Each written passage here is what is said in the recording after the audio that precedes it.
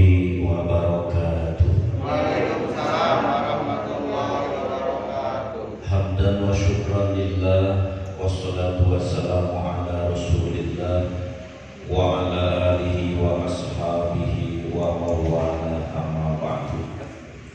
Pertama-tama marilah kita senantiasa memanjatkan puji serta syukur kehadirat Allah, bahkan kepada junjungan alam Nabi Muhammad sallallahu alaihi wasallam, tak lupa kepada keluarganya, para sahabat-sahabatnya, para tabi'in, itba'ut tabi'in, dan semoga salawat salam sampai kepada kita semua sebagai pengikutnya.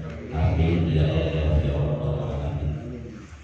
Ibu dan bapak yang saya hormati dan Allah muliakan, wabil khusus ahli al-kiram Bapak Haji Kongko Kasmilan, Pak Pelkan, dan juga ibu dan bapak yang tidak saya sebutkan namanya satu persatu.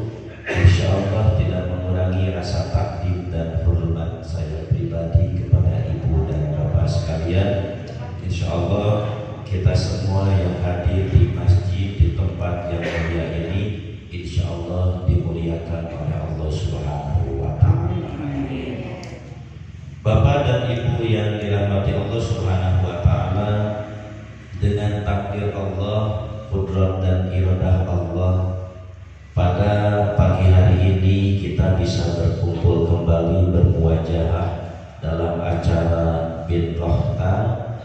Dan alhamdulillah tepat di hari Kamis ini adalah merupakan tanggal 2 di bulan Zulhijjah. Ada sunnah untuk melaksanakan ibadah puasa 9 hari di bulan Zulhijjah, dari mulai tanggal 1 hingga tanggal 9 Zulhijjah. Nanti tanggal 10-nya Idul Adha, 11, 12, 13-nya itu hari tasyrik, haram untuk melaksanakan puasa. Nah maka kita insya Allah kalau bisa melakukanlah puasa sunnah ini 9 hari, dari mulai hari kemarin hari Rabu, sekarang tanggal 2 hari Kamis, hingga nanti hari Kamis nanti. Karena tanggal 10 Zulhijjah itu tepatnya di hari Jumat tanggal 31 Juli. Nah, andai kita tidak berpuasa 9 hari di bulan Zulhijjah, utamakan kita puasa 2 hari, tanggal 8, tanggal 9. Tanggal 8-nya itu Tarwiyah, nah tanggal 9-nya hari wukuf di Arafah. Ketika jemaah haji melaksanakan wukuf di Arafah, tapi kita di Indonesia, di tanah air melaksanakan puasa tanggal 9 dan tanggal 8, maka insya Allah kita yang berpuasa di tanah air mendapatkan pahala tarwiyah dan mendapatkan pahala wukuf di Arafah. Walaupun tidak wukuf di Arafah tanggal 9, Masya Allah, tapi kita berpuasa tanggal 9, kita mendapatkan pahalanya insya Allah. Dan tanggal 10-nya yaitu tepat di hari Jumat tanggal 31 Juli, kita melaksanakan sholat sunnah Idul Adha. Hadirin kaum muslimin, ibu dan bapak yang dirahmati Allah Subhanahu wa Ta'ala, Idul Adha tanggal 10 Zulhijjah itu suka disebut dengan Idul Kurban. Kurban itu bahasa Arabnya ngambil dari kata koroba yakribu kurban, kurbanan, artinya mendekatkan diri kepada Allah Subhanahu wa Ta'ala. Jadi di bulan Zulhijjah ini kita dekatkan, kata Siti Aisyah berdasarkan hadisnya baginda junjungan Nabi Muhammad SAW, tak ada amalan yang paling utama di bulan Zulhijjah kecuali adalah melaksanakan kurban dan berpuasa. Nah ini, ibu Ibu yang dirahmati Allah Subhanahu wa taala, kurban ini ya menurut sejarah terbagi ke dalam 3 zaman. Jadi pelaksanaan ibadah kurban itu ada 3 zaman. Pertama, kurban itu pernah dilakukan di zaman Nabi Adam alaihissalam. Yang kedua, kurban pernah dilakukan di zaman Nabi Ibrahim alaihissalam. Yang ketiga, kurban disyariatkan di zaman junjungan Nabi kita Nabi Muhammad sallallahu alaihi wasallam. Ini tiga zaman. Zaman yang pertama, kurban dilakukan di zaman Nabi Adam alaihi salam, di mana Allah Subhanahu wa taala pernah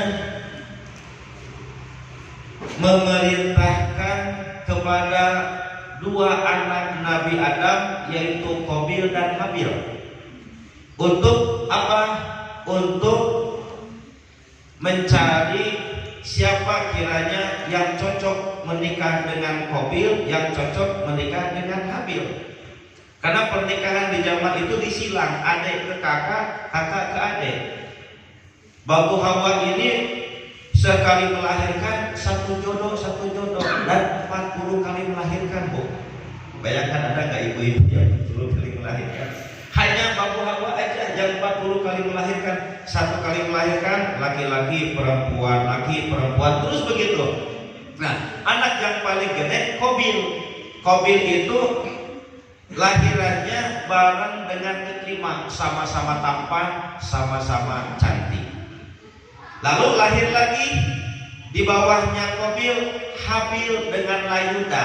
Nah, kecantikannya agak sedikit lebih cantik Qabil, lebih cantik Ikrimah, dan lebih tampan Qabil.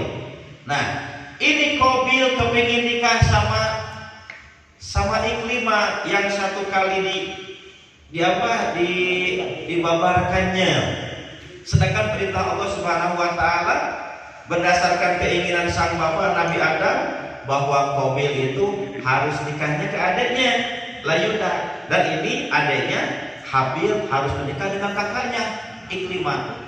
Nah, Qabil gak mau, saya kepingin nikah dengan adik yang 1 kali dibabarkan, yang 1 kali dilahirkan, yaitu dengan Ikrimah. Nah, karena keinginan Qabil, karena dianggap bahwa Layuda itu kurang begitu cantik dibandingkan dengan Ikrimah, maka kepingin Qabil itu nikah dengan Ikrimah.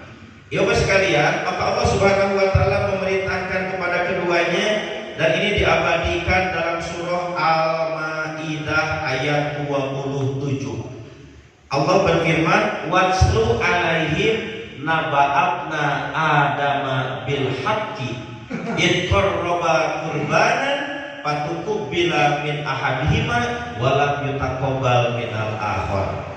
Ingatlah ketika Allah Subhanahu wa taala memerintahkan Qabil dan Habil untuk melaksanakan kurban, maka Allah menerima kurbannya adiknya yaitu Habil dan tidak menerima kurbannya Qabil. Qabil waktu itu kurbannya dengan hasil tanaman, dengan hasil tani, karena Qabil itu bertani, bercocok tanam. Tapi yang dikurbankan oleh Qabil kakaknya ini dengan padi yang padi yang kurang bagus kualitasnya. Sedangkan Habil mengorbankan dengan seekor domba yang besar, karena ini adalah rezeki dari Allah, maka harus dikembalikan di jalan Allah Subhanahu wa taala. Jadikanlah ibadah kita yang terbaik. Inilah prinsip adiknya. Nah, siapa yang nanti kurbannya diterima itu disampar oleh petir, disimpan di gunung. Ternyata Allah menerima kurbannya Habil, maka Habil berhak menikah dengan kakaknya yaitu Ikrimah. Sementara Qabil gak mau menikah dengan adiknya Layuda. Maka terjadilah yaitu pembunuhan. Sang kakak membunuh adiknya yaitu Habil. Hadirin kaum muslimin rahimakumullah. Ketika Habil sudah wafat, sudah terlayang, ini Qabil bingung. Ini jasadnya Habil adiknya harus digimanain. Maka Papa asallahu ghuraba, Allah mengutus 2 dua burung gagak, di mana dua burung gagak ini saling berantem. Burung gagak yang masih hidup dan ada juga gagak yang sudah mati. Jadi di antara dua gagak tersebut ada yang masih hidup dan mati. Artinya sesudah itu si burung gagak yang mati dikuburkan oleh gagak yang masih hidup.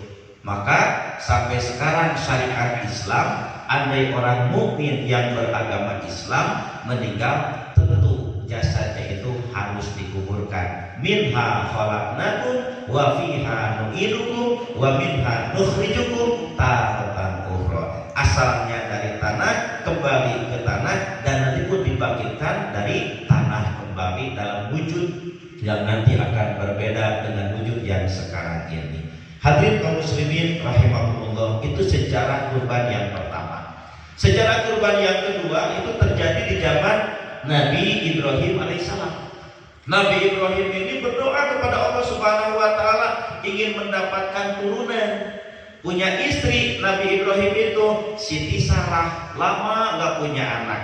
Lalu Nabi Ibrahim nikah lagi kepada istri yang kedua, dianugerahi anak, nikah dengan Siti Hajar. Maka ketika Nabi Ibrahim sudah mendapatkan omongan, yaitu Nabi Ismail dari ibunya itu Siti Hajar, Allah Subhanahu wa taala memerintahkan Nabi Ibrahim untuk mengasingkan, menghijrahkan Siti Hajar dan anaknya kemana? Ke Makkah. Makkah itu artinya menangis. Sekarang namanya diganti jadi Makkah. Makkah itu dulunya Makkah. Orang yang berangkat ke Makkah pasti menangis.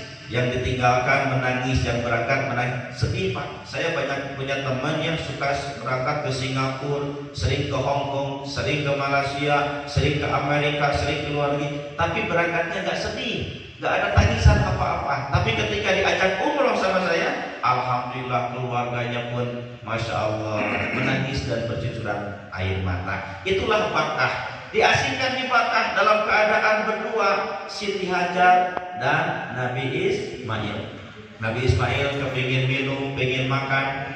Bayangkan diasingkan saat itu Nabi Ibrahim di Palestina, diasingkan ke Makkah dengan menunggangi unta selama 2 bulan lamanya. Nabi Ibrahim berangkat lagi ke Palestina. Nah, secara cepatnya cerita, ini Ismail udah mulai usianya bertambah.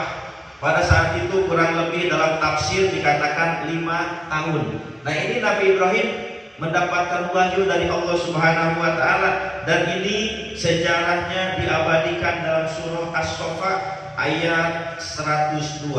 Falamma balagha ma'ahu sa'ya qala ya bunayya inni ara fil manam inni adba'uka mada tara. Qala ya abati if'al ma tu'maru satajiduni insyaallahu minas sabirin. Ini bahasa orang tua yang bijak kepada anaknya. Wahai anak King Ismail, Bapak mendapatkan wahyu dari Allah Subhanahu wa taala.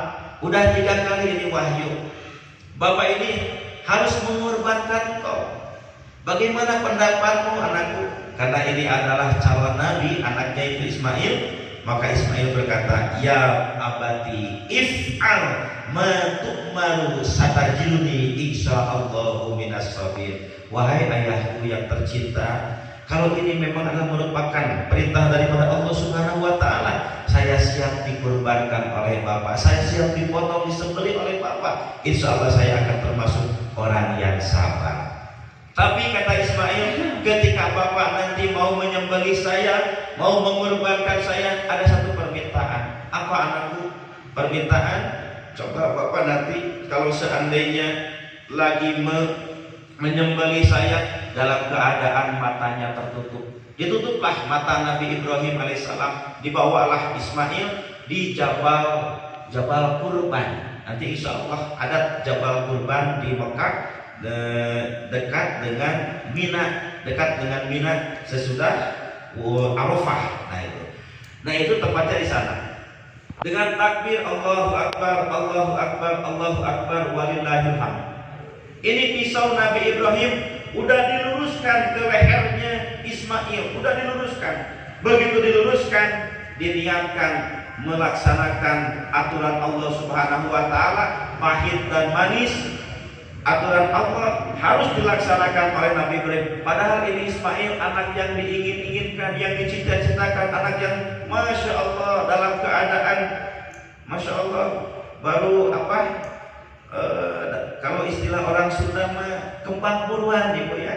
Anak yang Masya Allah luar biasa lucunya, lagi lucu-lucunya, disembelihlah dengan menyebut asma Allah. Bismillahi Allahu Akbar. Begitu mengucapkan Bismillahi Allahu Akbar, itu pisau ditempatkan ke lehernya Ismail.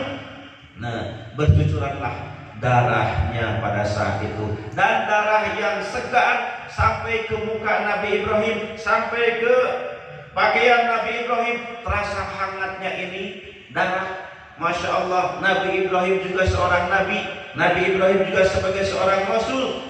Dengan adanya tetesan darah yang sampai ke badannya terasa hangat, Nabi Ibrahim merasa Masya Allah ini kayaknya anak udah mati ini. Begitu dibuka, pembuka matanya, subhanallah, menunjukkan kemahahebatan Allah Subhanahu wa taala. Ternyata yang mati bukan Ismail, diganti oleh Allah Subhanahu wa taala dengan seekor domba yang begitu besar. Ismail dalam keadaan selamat. Allahu Akbar, Allahu Akbar, walillahil hamd. Itu sejarah kurban yang kedua. Yang ketiga, sejarah kurban itu ada di zaman Nabi Muhammad SAW.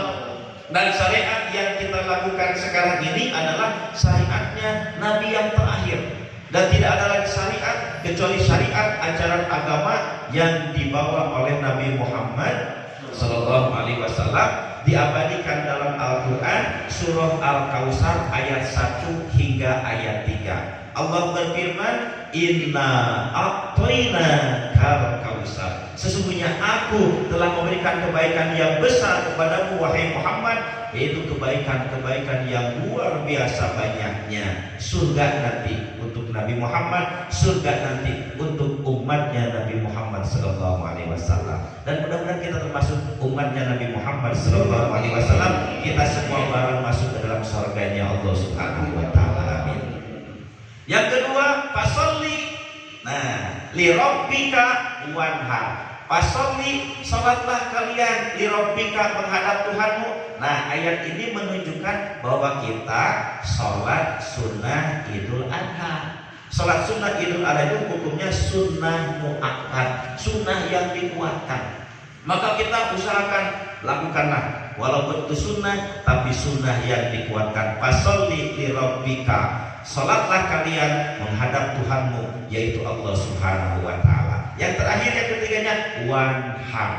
Wanhar itu sembelihlah hewan kurban. Inna syani'aka huwal abtar. Yang keempat, sesungguhnya orang yang membenci kau Muhammad, dia adalah orang yang terputus dari rahmat Allah Subhanahu wa taala. Jadi surah Al-Kautsar ini ada 4 maknanya. Satu, Allah memberikan kenikmatan yang banyak kepada Nabi Muhammad SAW dan kepada umatnya. Yang kedua, perintahan sholat Idul Adha.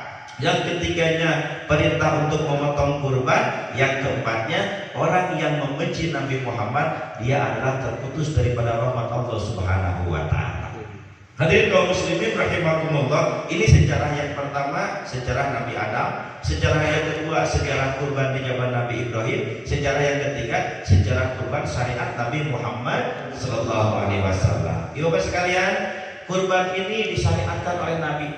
Nabi menganjurkan kepada kita untuk berkurban. Kata Nabi, "Adimu duhayakum fa innaha 'alas sirati madayakum."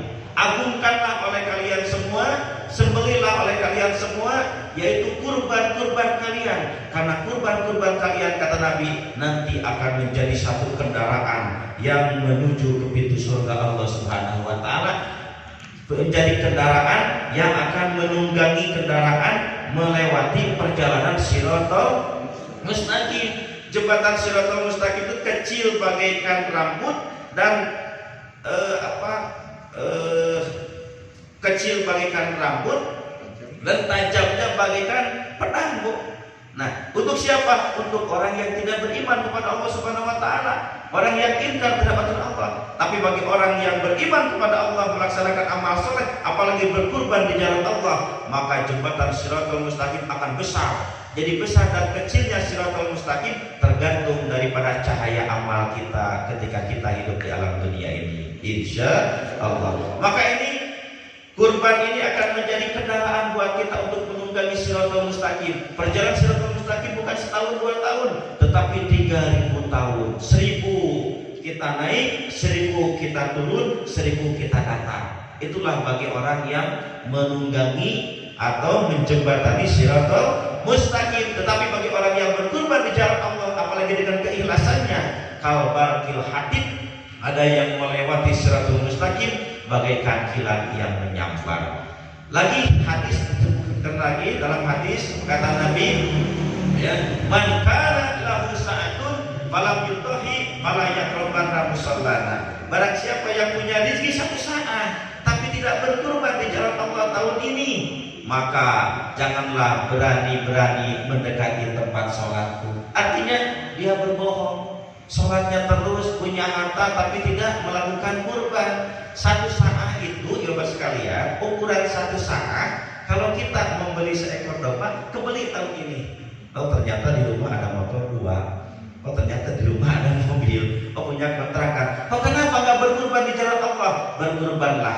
Kurban itu bisa dilakukan utamanya tanggal 10 Zulhijjah. Kalau tidak, boleh di tanggal 11-nya, tanggal 12-nya, tanggal 13-nya. Memotong kurban bisa 4 hari, insya Allah. Lalu dikemanakan itu hewan kurban? Nah, tentang hewan kurban gak pasti harus 8 asnaf seperti kita memberikan zakat, ya. Zakat itu 8 asnaf. Ada fakir, ada miskin, ada mu'alaf, ibnu sabil, sabillah, ghorimin, amin, dan sebagainya itu.